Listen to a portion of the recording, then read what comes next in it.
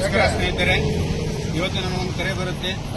ಈ ರೀತಿ ಒಬ್ಬರು ಅನಾಮಿಕ ಯಾರೋ ಒಂದು ಫ್ರೆಂಡ್ ಇಂದ ಪರಿಚಯ ಆಗಿ ಹಿಂಗ ಯಶವಂತಪುರ ಸ್ಟೇಷನ್ ಅಲ್ಲಿ ಹಿಂಗಾಗಿದೆ ಅಂತ ಹೇಳಿ ಒಂದು ಕರೆ ಬರುತ್ತೆ. 6,000 ಒಂದು ಅಕ್ಲೇಜ್ಮೆಂಟ್ ಕೊಡಕ್ಕೆ 6,000 ಕೇಳಿದ್ರು ಅಣ್ಣ. ಈ ರೀತಿ ಬೆಳಗ್ಗೆಯಿಂದ ಹೋಗಿದ್ದೀನಿ, ಇದು ಕೊಡಲಿಲ್ಲ ಅಂತೇಳಿ ಈ ರೀತಿ ಮಾಡಿದಾಗ ನಾನು ಈಗ 7 ಗಂಟೆಗೆ ಹೋಗಿ ಏನಾದ್ರು ವಿಚಾರಣೆ ಮಾಡಿದಾಗ ಅಂತೇಳಿ ನಾವು ಹೋದಾಗ ಅಕ್ಲೇಜ್ಮೆಂಟ್ ಅವರು ಇಮಿಡಿಯೇಟ್ಲಿ ಒಂದು 5 ನಿಮಿಷದಲ್ಲೇ ಕೊಟ್ಬಿಡ್ತಾರೆ.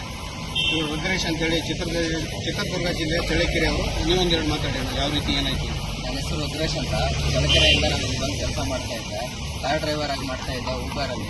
ಕಾರು ಸೆಲ್ಫ್ ಆಕ್ಸಿಡೆಂಟ್ ಆಗಿತ್ತು, ಸುಮ್ಮನೆ ಜಸ್ಟ್ ಡಿವೈಡರ್ಗೆ ಟಚ್ ಆಗಿರೋದ್ರಿಂದ ಒಂದು ಅಕ್ಲೇಜ್ಮೆಂಟ್ ಕೊಡಿ ಅಂತ ಸ್ಟೇಷನ್ಗೆ ಹೋದೆ. ಬೆಳಗ್ಗೆ 10:30 ವೇಟ್ ಮಾಡ್ತಾ ಇದ್ದೀನಿ, ಅವ್ರು ಕೊಡ್ತಾ ಇರಲಿಲ್ಲ. 6,000 ರೂಪಾಯಿ ಅಮೌಂಟ್ ಕೇಳಿದ್ರು.